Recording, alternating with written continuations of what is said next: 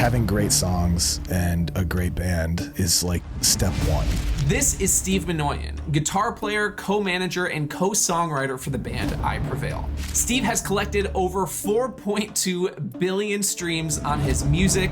He's sold out tours globally for the past decade, and he's been nominated for 2 Grammys. If you knew the mountain you were starting to climb, you would never go for it. With over a decade of experience playing across the largest venues in the world, Steve breaks down the exact formula to break through in the industry, and he answers the question, what does it really take to be successful as a music artist? But I'm not sure anything really moves the needle other than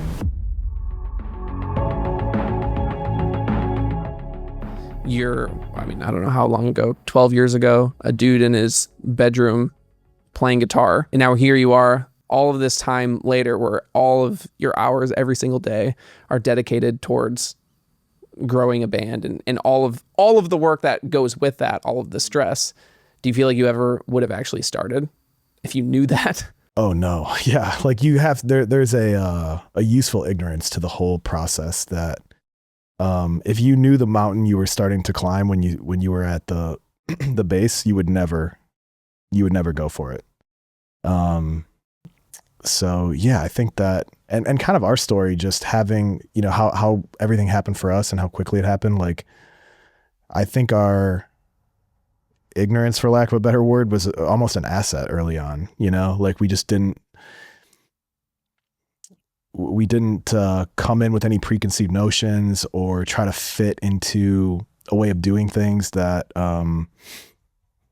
probably would be more standard or recommended to you by, traditional managers or whatever. So yeah, I think all that kind of greenness and useful ignorance was a real asset for us early on. How do you feel like you would have gone about things if you didn't have the ignorance? Like if you were to go back now, knowing what you know, if you were starting a band right now and let's call this 2026, you don't have the ignorance. What would you do, one, and then two, do you think that would now be a strength that you have like this decade of experience, or it could actually like hinder you in certain ways? I don't know. I mean, I think it would be situation dependent because we had a very unique event happen for us that maybe, so I think, I don't know. There's interesting ways to think about it. Like a traditional way of doing things exists for a reason, right? Like people over time have learned like this is the most likely path of success. We had a unique event. We had like this kind of like fueling of the fire created for us by a cover that went super viral that was put the band on a growth trajectory right away that most artists don't have the luxury of having that. So if I was starting a band that had that, I would probably do things in a similar way. If the band didn't have that, you'd either have to figure out how to create that or just kind of do the fundamentals, whatever that is in today's age, we could talk about that, but that provides growth and new fans and exposure, right? So I think it would depend. What do you feel like are the fundamentals now for a band trying to like gain traction as opposed to like the fundamentals like when I Prevail first started? I feel like, they're probably the same concepts at play. I just feel like it's shifted way more to content and social media versus like probably just touring and live show, right? Like I can think of seeing clips from like, older school approaches. Like I can think of hearing Dave Grohl talk. He's like, where it would be just like, go be a great live band. There's nothing that will grow your band like having somebody see you in a small venue or you know what I mean? Like a bar or something like that. And just being blown away by a live band when you're not expecting it and you're seeing them for the first time. And I think that still remains true. It's just not the biggest lever you can pull.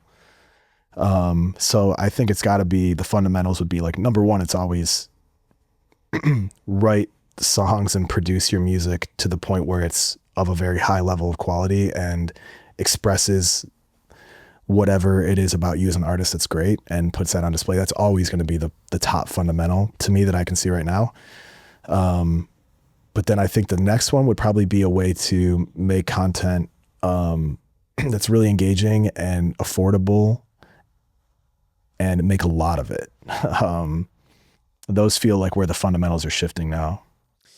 Yeah, I feel like we talk about this a lot. Like in a band setting, it's really important to focus on having a great product. That product being great songs, because if you don't have great songs, you basically have nothing to build off of, right? Like you can be a great live band who does like a bunch of crazy stuff, but like if the songs kind of suck, then people might be like, oh, that was interesting, right? But like it doesn't really move the needle. So like if it were a hierarchy in your mind, do you think it would be like, okay, band starting off, really pour your heart and soul into like creating great songs.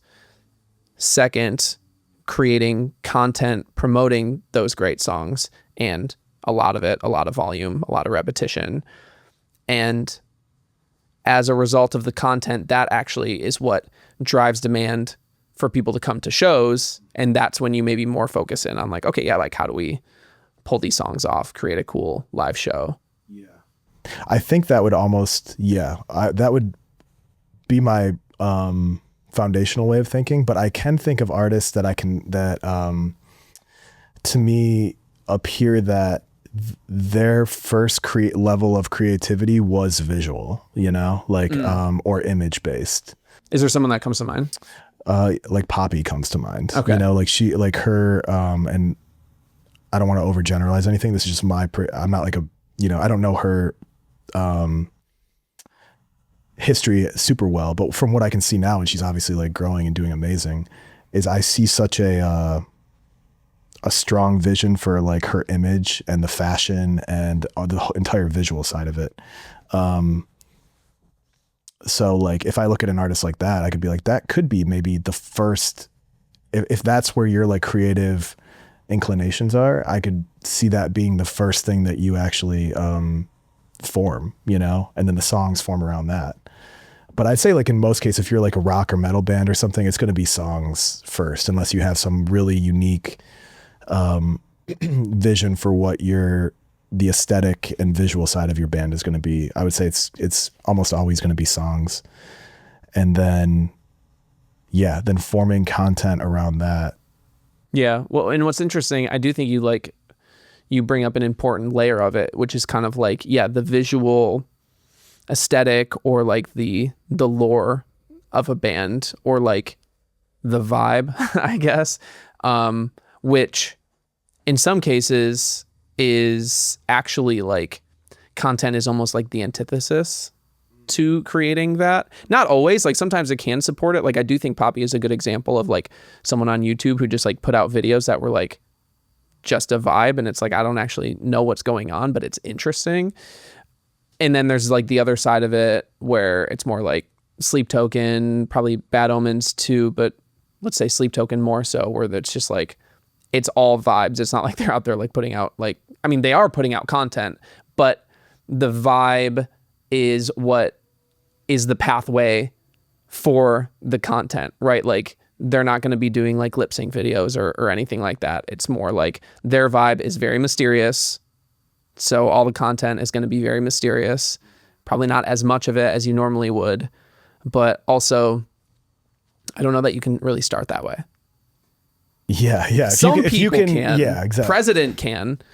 But it's only if you've probably already had success in another project and then have people behind you to help you, you have enough reps to know how to now push a new project. I don't think necessarily, I could be wrong. I'm very open to being proven wrong. Yeah. And I'm sure people could bring a ton of examples of how some kid in their room is just like, I just have a mask and I don't really like post anything, but I have songs and they're interesting and people don't know my vibe, but I blew up. I'm sure that exists, but probably more the exception than the rule. Definitely. Yeah. Like if you just happen to have a completely like generational genre bending sound that like completely captures a humongous amount of people, like Sleep Token did or Bad Omens did on The Death of Peace of Mind and stuff, like, do that. If you have that in the chamber, do that first. Very rare though, obviously. So I think the much more, and that doesn't mean to say like you could have, there's plenty of great music that maybe just does whatever. And all these things are based off timing too, like just where trends and genres are moving. Like what made certain things like explode at a certain time is a bit mysterious, and we're never going to know that. You just have to make music authentically and just express yourself authentically, and let wherever the chips fall, they fall. But I think, most artists are going to be having to, create short form content and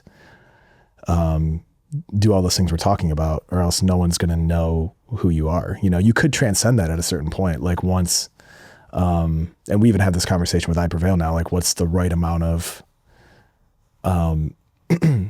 content to make, right, as more of an established band, versus you can see artists who are just in the early stages of starting to break a little bit. They can post 20 videos a week or whatever and see success from that. We were just talking about this, like what's the right amount, where if you're an established band, you obviously don't want to just spam people and have videos not, some of them aren't going to perform well at all. And there is like, you have to consider the look of that to the fan base when you're trying to project yourself as like a big established band. So there's like different pros and cons of like every stage of the game, and you just kind of have to read where you're at. And I think there's fundamentals that can transfer, but for the most part, it's going to be like very, very unique at the same time.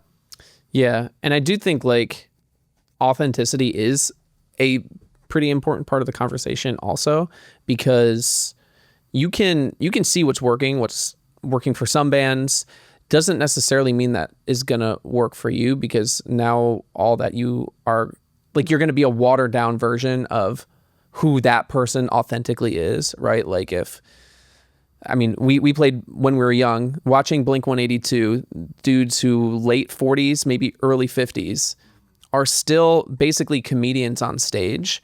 And I think that's like their superpower. I don't see many other bands who it's like literally part of the show is in between the songs. Like they're making you laugh. It's like stand up. But if they were like, oh no, now everything's shifting, we need to, to be very extreme about it. Like we're now going to put on masks and like go dark on all socials. It would be like, what is going on here? This doesn't make any sense. I mean, same for I Prevail, right? Like if we try to do that, like like you said, we've had these conversations of like, do we need to try to present ourselves in X, Y, and Z way? But the conversation always goes back to like, well, we are a really interesting mix of like, we do take things very seriously, and our music oftentimes actually is very serious, oftentimes very dark. And also most of the day on the road, we are the most ridiculous people, like making each other laugh. And that is also an authentic part of our like personality. So you're going to see us throw some pies in some faces. You're going to see us bake some cookies on stage because we enjoy that. And I think when we enjoy it, other people enjoy that as well. It's what makes us unique. I would venture to guess if Sleep Token was baking cookies on stage, it wouldn't really make sense. Correct. Yeah. Yeah. Totally. Yeah. I think, the more we try to like keep our, humor and our goofy side out, the more it's like, it seems like we can't, it just like emerges. Yeah. And I think, that's totally right. Like, we just have to be, every band and every artist has to be what makes them, and us is like the unique blend of all the things you just said, and being weird and funny, and it is part of it's just part of like how the image we were formed in, like, and it's kind of when I was thinking about this recently, like we really started the band around 2013, 2014, we were making the music. In 2015, we were, really out in the public and being a band. And it was just like such a different time. If I think about the landscape then, it was like, that was kind of like the very end of like kind of the Warped Tour era, Mm-hmm. And bands just weren't really the larger than life cinematic, dark thing just wasn't at all part of the zeitgeist at that point, you know? And like we were formed, and the guys that all came together to make the band, and our vibe was all formed with what it was at that time in that era. And obviously we've evolved and like brought more different flavors in and stuff, but to try to change who you are is just the wrong move, you know? And it's very tempting as an artist because like that stuff's super cool, like dark and cinematic and mysterious, and it's just real. And it's so easy to see why it's like all doing so well, you know, like it's just so sick, and the bands that are doing it well are doing it so well. So it can be, I'm sure it's gonna be tempting for a lot of bands to try to mimic that or find their own version of that. But like you just said, nobody wants another Sleep Token, you know, nobody wants another Bad Omens. Like you've just got to follow. Yeah. If you're doing it authentically, great, chase it. But if you're doing it, to try to like capture something artificially, I think it's not going to work. Yeah. Do you think that I saw Rick Beato post a video this past week, actually kind of posing the question, like, is metal music dying? And in that video, surprisingly, he kind of categorized metal bands in a few different categories of like legacy acts, kind of modern metal music. I don't remember what the other one was. In the modern metal, our band was in the top 10 monthly listeners of like all modern metal music today. And he kind of compared this with the idea of like the Linkin Parks of the world, the Korn, even like Limp Bizkit, right? Where Linkin Park, I think, has like 50 million monthly listeners compared to kind of where things are at more now. Even like on the top of modern metal would be like Bring Me, right? Which is like a tenth of that. I thought it was an interesting question because in my mind, I'm actually viewing it as like rock and metal, like on the rise. And he kind of framed it as like, is it dying? I'm curious, like what your perspective is. I think that you're going to see a lower ceiling for a lot of bands now. Like think about how mainstream Linkin Park is, right? Like it's sometimes like you're tricked into thinking Linkin Park's a band like us. Yeah. You know, like it's easy to just think that, I don't know, they kind of have a vibe we can understand and they're kind of like in the same universe. But it's easy to forget that like we can go, so both of our wives who don't really like rock or metal music, we could be like, do you know who Linkin Park is? And they'll say, obviously. Yeah. Like just that value right there alone, that level of mainstream, I think you're going to see much less to almost none of that. But I think there's going to be a lot more major players, if that makes sense. Like, because music is so much, it's easier to make music than it was, 20, 30 years ago. So you're going to have a lot more like capable artists making music in their bedroom when they never otherwise would have gotten a shot to go get into a multi-million-dollar studio with a high-level producer. Yeah. So there's a lot more music being made, and you can market it yourself much more easier, much more easily than ever before. So I think you're going to see bands with like a lot more bands with real careers and real fan bases than you did in the past, if that makes sense. So like probably the same like total impact of the genre, but just spread out over more bands. Yeah. And which is great news for a lot of people, because everyone can kind of toss their hat into a ring, where Linkin Park, for the past 20 years felt like an impossibility. It's just like this anomaly of a band that like shoots up.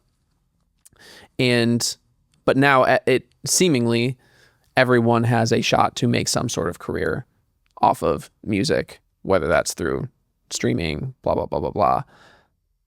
But with it getting wider as opposed to like deeper, of like there's now more artists as opposed to fewer massive artists. As a band our size, we kind of start to think, well, how can we get more like market share? How can we get bigger as the artists like get wider? How do you start to think about that of like, yes, there's more people flooding in, but how can I continually like rise above to maintain relevance and growth over a long period of time? Yeah. I don't think there's any special answer outside of make songs that connect, you know, like I'm sure that there are things that we could do that would like optimize whatever would be better in the marketing area, or could be like incremental improvements in how we do what we do. But I'm not sure anything really moves the needle other than songs that massively connect, you know? I know we talked about this before, like is there anything we can look at in like the operation, in the I Prevail operation, that is like low hanging fruit to just do much better? And I think it just, when I really sit down and think about it, it all comes back to, kind of like back to the first question, like the first fundamental is like songs. And when you have songs that are connecting and doing well, everything's easy, right? Like every piece of content you make just does a little better. Mm-hmm. Every piece of merch you make just sells a little better. Tickets move faster. Like, so yeah, I mean, I think that would be my answer. Yeah. And when you're thinking about like what actually makes a song a hit or like connect, because now over your career, you've had multiple songs, I'm sure, like plenty of songs where you're like, this one's going to connect and it doesn't. Mm-hmm. And then other ones where you maybe didn't expect to connect. You didn't expect it to connect, but it does. Do you find that there are any like through lines of what helps songs connect with people as opposed to what doesn't? Yeah, almost no through lines other than the more authentic, the better. That's like, because we've had songs that we've written in almost in completion in less than 24 hours that have just been like super easy. Yeah. And almost felt like divine intervention to write something like that have done really well. And we've had songs take literally probably 2 months of just grinding, deleting, rewriting. Like Bow Down was like that. It was like an endless overthinking and just tearing it down to build it back up. And the instinct would be to be like, well, there can't be anything that special about this if it's that hard. But I've had that be proven wrong with some of our biggest songs, where a song like Violent Nature we wrote in literally less than 1 day. Yeah.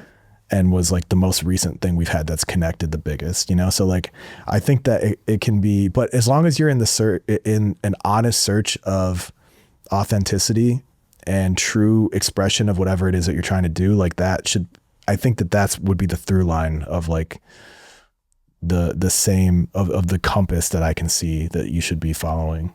I do think authenticity is a really important key, like really to any creative field. Because I feel like for me in particular, I get very like in my head about how to do something perfectly, or like how to come out the gate with like the perfect vision, the perfect brand or whatever.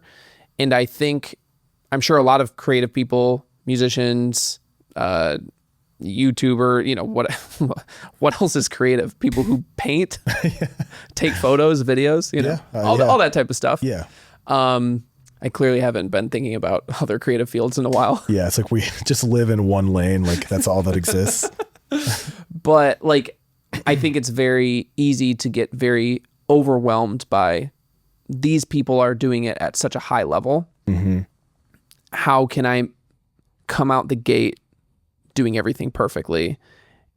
And I found myself like, that will lead to me making like a plan, like a year plan for like how I'm going to like launch the perfect podcast or like make the best album or whatever that is. And then what happens is I keep overthinking that for like 3 months, and then time passes and I didn't do anything. So it just kind of like goes away. And then I like repeat that process a million times. And now I'm like 3 years later, I still haven't done anything. Right. Like the best thing that I did for Drum Beats Online, my drum lesson YouTube channel 12 years ago, was just posting the shittiest video as my first video and just being like, yeah, I mean, I'm sure at the time I maybe thought it was good, but it objectively is terrible, which is great because now I have like something to build off of. Okay, how can I make that 1% better? How can I make that 1% better? And I'm not thinking about how to compete with X, Y, or Z person. And I don't even actually know how to be authentic in the beginning. I'm just like going to put something out and then kind of figure out, okay, now actually incorporate, oh, I actually play live, so let me incorporate a little bit of this, or actually maybe I'm a little bit of a funny guy, so I'm going to throw in like some jokes.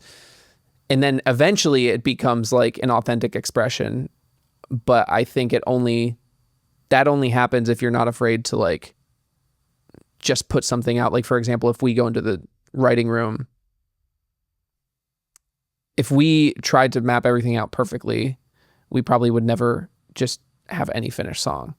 Like, there are times where we're like, let's try to do something weird, and we might leave the studio that day and it's like, well, this song sucks. Or actually, we might think it's awesome, and then the next day realize that it sucks. But even within that like thing, we might say, oh, but this like 2-second part is actually cool, so let's take that and like let's plug it in over here or whatever. All that framed under like just being authentic, being willing to put yourself out there is maybe just like a different to put like who you are out there as opposed to who you are trying to be other people, I think is probably a pretty huge key for like any creative person. Yeah. Oh, 100%. Yeah. I think you said something there made me think like when you make your first, bring it back to music, when you make your first album or your first song or whatever it is, you're basically just imitating, right? Like that's all, and that's totally natural. Like it takes, many iterations for you to find your unique voice, inside all the things you like, right? So I think feeling like you're imitating early on is completely a normal thing. And you're like, okay, this kind of sounds like all the bands I like. It sounds like something I would make. Why is that? When I can just picture myself when in my early writing stuff, just being like, that sounds like something you would write or you would make. And I would like hate that about it, but yeah, I think you just have, that's a completely natural part of the process, and you should 100% push onward to like find your unique voice. Also, in one of the things you were just saying made me think of like the quote I feel like I'm punishing all the guys with is like, don't let the great be the enemy of the good. Mm-hmm. And especially like now that we're in an established band that we just have to do things, right? Like we have to put together a live show. We have to come out with merch. We have to come out with all different kinds of content. All of it doesn't land in the 10 out of 10 perfect thing we wanted it to be. Yeah. But the reality is like you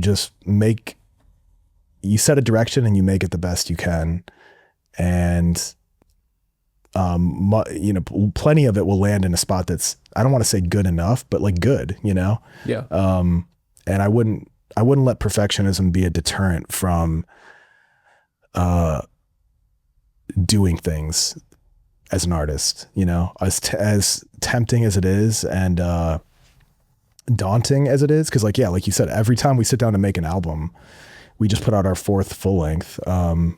You literally open a blank session and just sit there and go, how's it going to go? Yeah. Like that's literally how every one of them has started. And you look back at the body of work and it seems so like robust and has such depth and everything that we put into it. But it's like, it all starts with like we record a single, audio file for the very first thing we do every time. Yeah. And that's how they all start.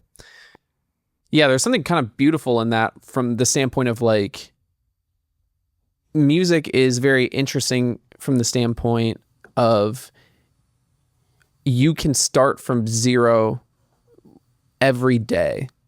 For like, it doesn't matter how long you've been playing music for. If you go in to write a song, you're starting from scratch. Like you're at zero. Where I don't think a lot of fields, maybe I'm wrong, but you're actually afforded that opportunity to like continually have to be like, cool, yeah, like here's your body of work over here, but it exists over here. You have knowledge that helps you now create this thing, but also there's nothing here. Right.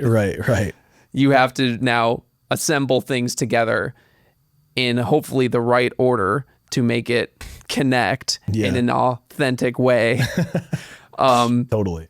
Even after a decade plus of experience, it still sometimes kind of feels like you're shooting like blindfolded, throwing a dart at a board. You now have like a through the knowledge, like you know how to like maybe position yourself slightly better in your blindfold and like have a slightly better throwing technique, but you're still blindfolded, like shooting darts, you know? Yeah, I think I would for the word that you're using, knowledge, I would use the word taste, you know? Sure. Like that to me is as you've like, you're talking about the body of work over here, like everything you've made to this point has been like churning through, and like the value it keeps putting out to you currently is your taste is improving for whatever it is that you do, you know? And when you sit down to make the next thing, you've got this, you know, foundation of, I would just call it taste, that like, to me is the biggest asset we have now, you know, to make music going forward. Like that's the thing that gives me confidence that we're always going to keep finding the next path, is that component, you know, like, and that no matter how, and that'd be like to newer creators, that's like, no matter what happens, if things don't perform the way you want, which I'm sure most of them won't, for most people, most of the time, all of that is still an investment into, you know, the vessel that is like you as a creative, which is ultimately there's your technical toolkit, but then there's your taste, you know, and I would say develop your taste over all other things. Yeah. And I think like it's actually really important to highlight the fact that like you're saying for all creators, absolutely, like from the standpoint of a musician, you make, let's say, a 10-song album, a 15-song album. If you can have 1, 2, 3 songs that seriously connect out of those 15 songs, that's huge. It's incredible. It's like career changing, and the hit rate is low. You're 25% hit rate. For like, I mean, that's if you had like 3 songs out of 15. Don't check my math on that, but you're not the numbers guy. Yeah, that's you. That's your thing. You're a drummer though, so I feel like you should be kind of good at math. I can count to 4. That's my deal. Sometimes 7. You know, we have had to do that. That's true. Yeah. That's high. It's higher than I'm comfortable with, but I'll do it. I'll do it. But I think it's like such an important lesson of like, for anyone trying to create and put stuff out there, knowing like, hey, for every 10 things that you put out, if you can get 10 to 20% of those things to like really land, whatever that is, like you're doing pretty well. And I think even for myself, as someone who has put out thousands of videos at this point, been in a band, put out many songs, every time one of my things doesn't do well, I'm like, I suck. I can't believe I was so stupid to think that like I was good at any of this. Like I completely suck. Yeah. But knowing that like this is just part of the process, that you're going to get more like rejections than approvals, right? Like I feel like actors who do auditions, like, if they can land probably 5% of the auditions, that gets them into a movie. That's like huge. You just got to get really comfortable with hearing no way more than you're hearing yes, and accept that that's part of the process and like the road to success. Yeah, totally. And I think it's okay to to internalize the feedback to some degree. Like, I'm like, do you find that like the failures, do you find them fueling in a certain way? Or like when you put a video out and it doesn't do at all what you're thinking, like I feel like it could be productive to really internalize that feedback right up until the point where it deters you from doing the next thing. You know? Yeah. Like let it hurt just enough to be like, okay, to let you analyze what went wrong there to the best of your ability at the time, but not to let it deter you from doing the next thing. Like, how do you find that balance of the right amount of self-hatred? You know? I think there's a couple distinctions. I think one, I try to allow myself to separate the sucking of like the thing sucked, or maybe I also sucked, but that doesn't necessarily mean that like I suck as a person. If I internalize it for my entire self value, that I think that's the point in which it deters me, because you just want to start moping because you're like, I suck, so what's the point of doing anything? But I think for me, one thing that's been helpful is like this kind of saying of like, you either win or you learn. So you're like, okay, either the thing does really well and I won, that's sick, or it did really badly. What am I learning from this so that my chances of it doing well are greater next time? That is helpful for me to process, like to incorporate failure into my process. Cause I'm like, yeah, there's two options. So cool. Today was a learning day. Cool. Got that. Maybe that'll get me closer to the winning. And yeah, like just also like I know I was saying like not internalizing, like I suck as a person, but almost embracing like, hey, sucking is actually part of the process. Like this is all, self-doubt is part of the process. Sucking is part of the process. But that also, if you're going to if you don't embrace it, then it becomes the deterrent, you know? So I try to embrace it more. Yeah. Yeah. Yeah. That got me thinking that like a little bit more on the song side. I think we talked about this at dinner the other night. But there's an interesting balance between the question of like, what do you think people will like from you and your band musically? Or it could be like, as a creator too, like you could frame it through DBO or whatever. Like, what do people want from me? And then what do I want to make, you know? And like, I feel like that balance, especially as you become a more established artist or creative of any kind, is like, I don't know where I'm at right now in our journey, which we're kind of like a middle-aged band, call it 10 years in now, I guess. In 10 years into our career, I'm like, I think that's the most interesting question creatively. Like, because, you know, if you follow someone like Rick Rubin, he would say, completely disregard the first question. It does not matter what people want from you, or what they think they want from you, or what you fit inside of a greater genre and a greater, you know, type of music. He'd be like, just make purely what you want to make, or purely whatever satisfies your most deep artistic inclinations. And I feel like that that's not quite the right approach. And somebody that would be like, obviously hyper serving, making music for the purpose of it being successful, or the purpose of serving, you know, a certain goal like radio or whatever, like a certain format, is definitely the wrong answer. But I do think that there's like a way to balance that becomes the most nuanced and most effective way to look at those two questions, you know? Yeah. And I think finding the exact balance point is kind of the art of it right now, is like, as a band that, at least for us, where we're 4 albums in, you know, like we have an established fan base and an established band, that that question is really an interesting one. Yeah. I think it's hard to balance a lot of things as a band. I find that being in a band, or maybe being a creative, I'm not sure.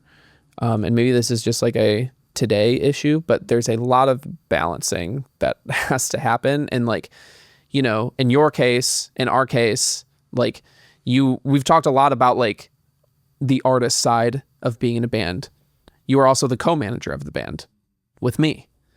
And that is a high wire juggling act of, okay, like I've even heard you talk about this on tour of like, artist side of Steve loves this, business management side of Steve hates this. How do you personally balance those two things? And do you think that this will start to become, or is becoming, more common for artists today, now that like we have more resources in our hands, that people start to learn more of the business side or the management side and start to juggle both of those things? Or do you think it'll continue down like what it's always been, where it's like you're either just an artist or you're like just on the business side? Yeah, I think you can make an argument that being too involved in the business side does maybe pollute the creative process. Like, I could see that argument being made. Like, if you know too much about how the business works, it's like, do you want to go into a writing session or a recording session, like knowing that you have this whole business riding on that, you know, like it's almost, there's like a helpful disconnect there, I think, in like the way it's been done forever, which is where the artist is just the artist. But I mean, for me, I've always like, for me personally, I've been able to keep the creative side of it really pure for me, you know, like I know that's like imperative, and I've been really happy with how I've been able to do that despite how challenging it can be. But I think that, I don't know, do I think it'll happen more? Maybe, because I don't know. I have a theory that as time has progressed, the successful artists, the selection mechanism for what picks successful artists has changed drastically. Like, it used to be back in the 70s and 80s and 90s or whatever, like musicians would just make songs and be a band, and if they had something that connected, the industry side would just come and kind of select them, and it was all very gate kept, right? Mm-hmm. So like the ones that were selected got all these things, and their bands grew massively, and it didn't require any other skills. It just said, just be a great musician, be a great frontman, be a great band, be a great live band. And that was all that was needed in the transaction. Now music is so much more easily made. There's so much more music created. Having great songs and a great band is like just step one.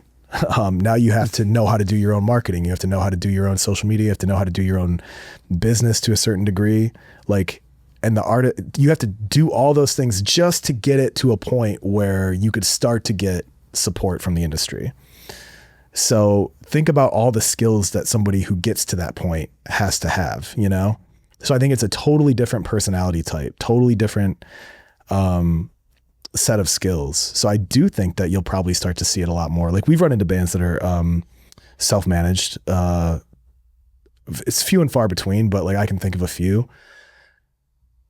So yeah, I think you probably will start to see it more, because you're just going to need more people. Are going to have to be way more well-rounded just to get to the starting line. Yeah. You know? And they don't even have to manage themselves, but, and I would argue most people don't, which is fine. That's great. If you can just be an artist, like, awesome. But I do think it's still, to your point, like, there does need to be now some sort of traction on your band or your music for you to get picked up by a manager or a label or anyone from like the industry side, most likely, unless you have a manager who's just kind of starting out with you, who's just like, I'll just figure it out with you. We're both figuring it out. But like, what I think is interesting is, like, just take any social media platform, YouTube, Instagram, TikTok, like, these platforms are like platforms for creators, anyone creating anything. But inherently in the platform, you are incentivized to stand out from every single other person on the platform, which is inherently marketing. So like, I do think a lot of people who, like you were saying, kind of starts to self-select, because people who start to get traction are people who, like we said before, have a good product, but they've spent time learning how to get people to pay attention to that product on whatever social media site, which is marketing. So I would say at minimum, these people are good at music, and someone in the band has some form of marketing knowledge. Do you feel like in everything that we're talking about, all of the creative challenges and struggles, interpersonal struggles with being a creative, with being a musician, with being a manager, focusing on the business side of everything over the past 10 years, do you think that there's like one inherent character flaw that working on all of these things has helped you improve or at least confront? I would say that it has made me view the world. I'd say like naturally I'm a bit of a pessimist. I'm just like a bit of a like protect against the worst case kind of personality type, you know? That would be like maybe my nature a bit more. And I feel like being in the band and chasing this dream, watching it materialize to a large degree, and then having to deliver on it over and over again to keep it alive, right? Is just all kind of forces, like makes you think more from a like what it'd be easy to shift into like a what do I have to lose mentality, if that makes sense, or like basically it's made me throw caution to the wind like time and time again, which would be like more unnatural for me. But I think that just having to you kind of have to develop this insane belief in yourself, right? Like almost this like unreasonable, unnatural self-belief to be like, I'm going to go create something again and again, or even every time you walk on stage, every time you step into the studio. And as the band, as you get more success, the stakes get higher, you know? So like you keep getting to like put that skill set under pressure every time. And I do feel like it's been something I've been able to internalize almost as part of me, you know, to fight against like some of those more kind of like protective or more risk averse instincts, is to just keep, you know, fucking going for it every time. So I'd probably say that. Yeah.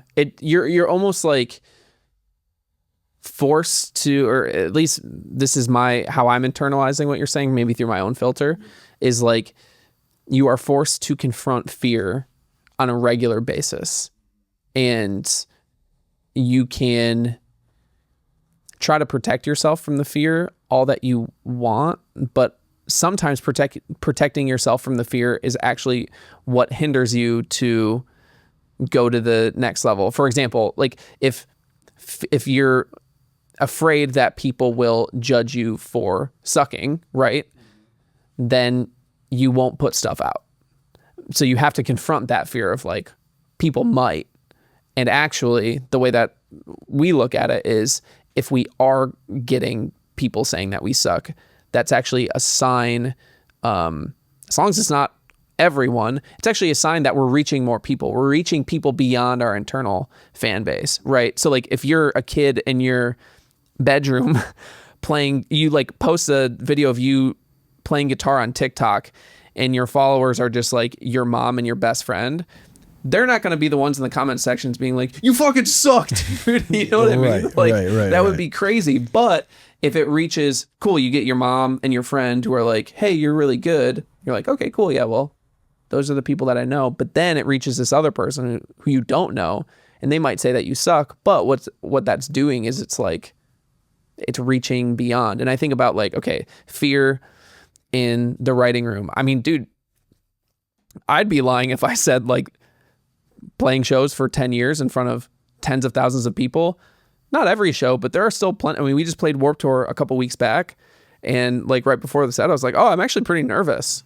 And it's like, I just have to continually face the fear, which is actually, I mean, I guess I look at it as like a privilege, because I'm like, I think like as you get a little bit older, like probably when you're younger, there's like more fears that you have to face, but like you almost reach this place of like, you always try to stay in homeostasis, and you don't actually get like the honor of doing something that scares you. So like, even though it can be something that can be frustrating to be like, I got to put myself out there by putting this song out, by putting this picture out, by putting this post up, by playing this show, by putting this video up, by uploading this podcast. It's like you're constantly opening yourself up for criticism. I think it's like ultimately one of the best avenues for self-development and for learning and growth. And also just like feeling a little bit alive, you know? Yeah. Yeah. That's kind of nice to feel adrenaline every once in a while. Yeah, totally. It's easy to like resent it a bit, you know, not resent it, but look at it as a negative. But it's like, yeah, most people won't get a shot of adrenaline like this in their life, you know? Yeah. And like you just phrased it as like an honor to do those things. And I totally feel the same way. Where, yeah, you can just get caught in the weeds of what you do and start to feel negative about it, you know, or like just how trying to do things at a really high level is frustrating, challenging. You feel like you're never actually fulfilling what you need to be doing, you know? Yeah. So it's easy to like start to harbor negativity, but if you can frame them as like, it's actually a privilege to do all this, which I always have felt like deeply in my core that whatever path was created for us and how our story started, it's felt like a privilege, you know, it's felt like something uniquely important, that we were given this opportunity by the fans that care about the music we make and stuff like that and go to the shows, that it's a like a requirement for them to like, not to serve them in what we make, but to like put our absolute heart and soul into everything we do and like deliver on that. What's, you know, for the better part of a decade now, over a decade now, 10 years, 12, not, well, yeah. 10, 12, who knows? 10. It's 10. Steve, Gabe. thank you for being on the podcast. What do you want to tell the lovely people? Oh, what do I want to tell them? We've got an album out, Violent Nature, our 4th full-length album. Very excited. Bunch of 6 songs. Check it out. Yep. And yeah, I'd say that's probably it. Yeah, sick. Okay, sick.